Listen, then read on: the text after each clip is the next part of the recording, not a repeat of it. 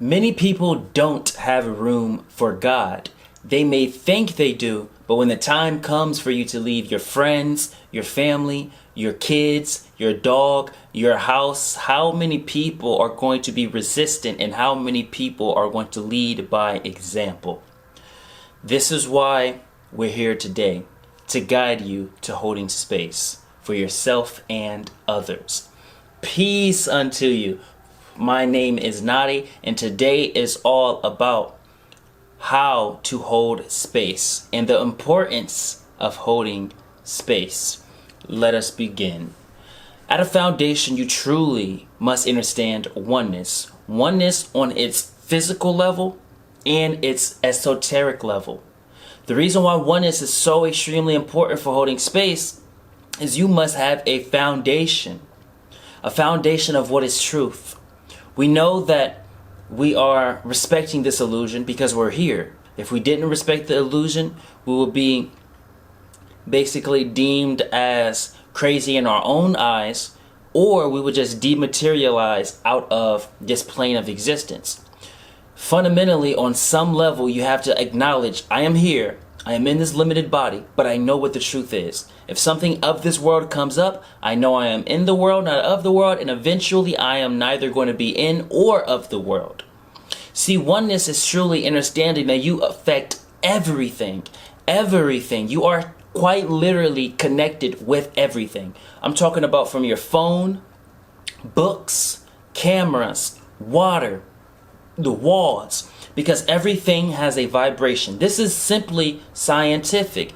Even Tesla, all of those years was talking about, to truly understand that which is life in its fullest essence, you must look through the eyes of a being that understands and integrates frequency, vibration, and basically energy in its entirety.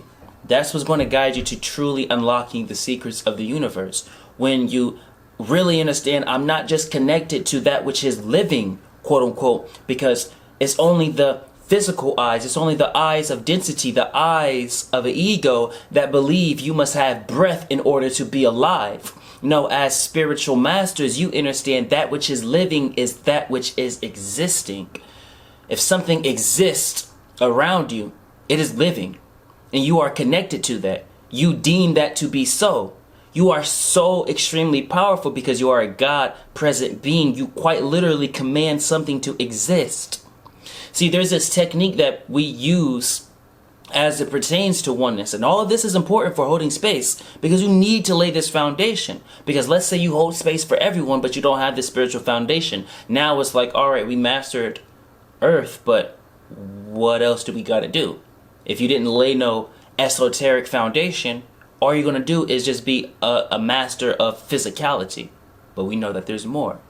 So there's this ancient technique that involves you perceiving only what's in front of you, because what's behind you is actually being created. So your eyes are projected in front of you. So if you can truly understand, you create so quickly and so powerfully that everything that's in front of you, you're constantly creating and recreating from memory and what you feel serves. The reason why you wake up and your bed isn't on the complete other side of the house is because you literally laid a divine law in place in your own reality.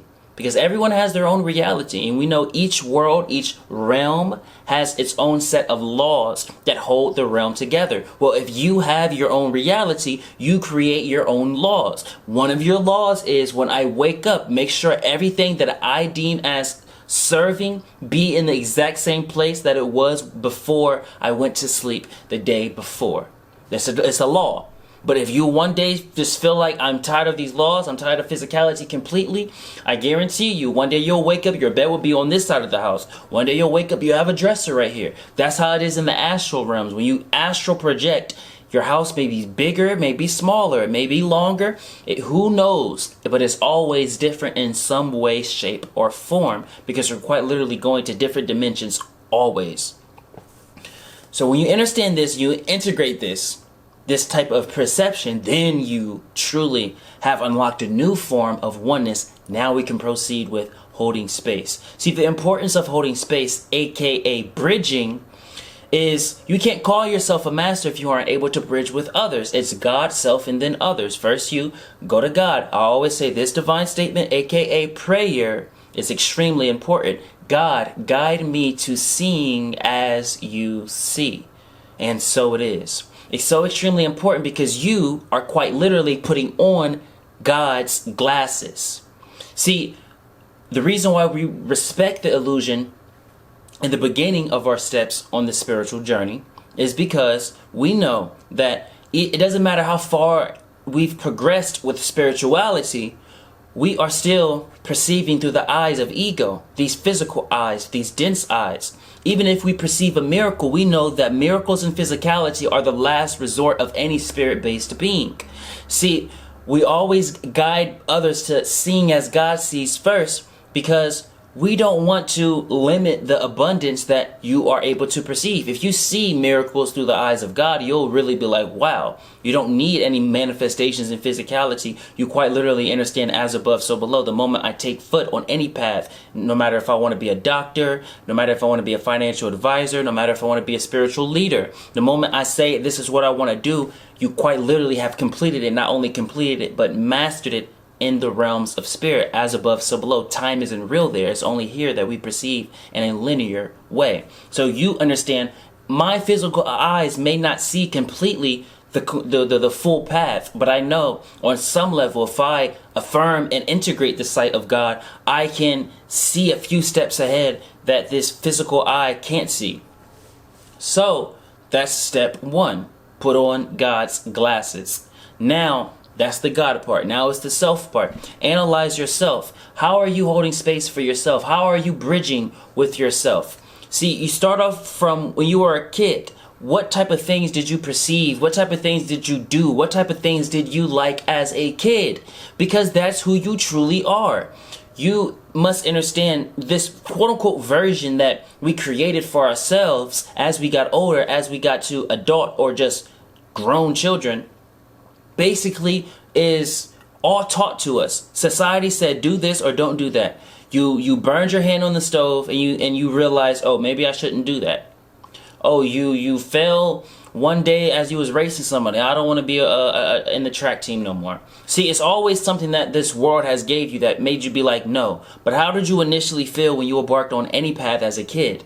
Bridge with that. Okay, my inner child and my actual child self love to paint. But one day someone said my painting was trash, so I just left it alone. Well, that's outside of yourself. If you know you are really the embodiment of all, so everything is within. I just told myself that, well, what if I understand that only love exists, so anything that can bring forth any pain, doubt, fear, negativity, it doesn't exist because I know God is love and God is the creator of all. So, perfect. Now, only love exists. That's my parameters for what is real.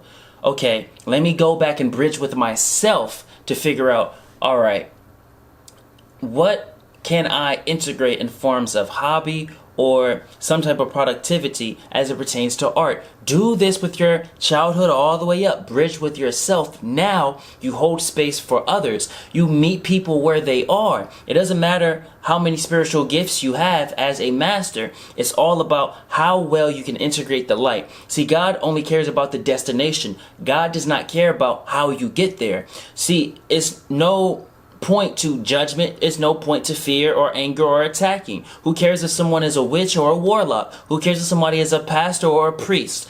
God doesn't care about your steps. It's all about, did you make it home? Did you integrate the light? That's it. Anybody can make the shift and integrate that which is love. It's only in this generation where a Malcolm Little cannot become a Malcolm X. Who cares about who you thought you were before you integrated that which is love? Now, what are you going to do to bridge with others, bridge with yourself, and what are you going to do to guide yourself to integrating that which is God's sight? See, holding space is emptying your cup, saying, God, I'm done with this world. What would you have me do and not do? What would you have me say and not say? What would you have me think and not think? This is holding space. If you're interested in booking a one-on-one session with me, click that link in the bio. And if you're interested in joining our mystery school, also click that link in the bio. But before you do, DM me and I'll give you our free 3-day course. Because if you aren't willing to integrate at least 3 days to God, why are you trying to join a mystery school? With that, we say welcome home.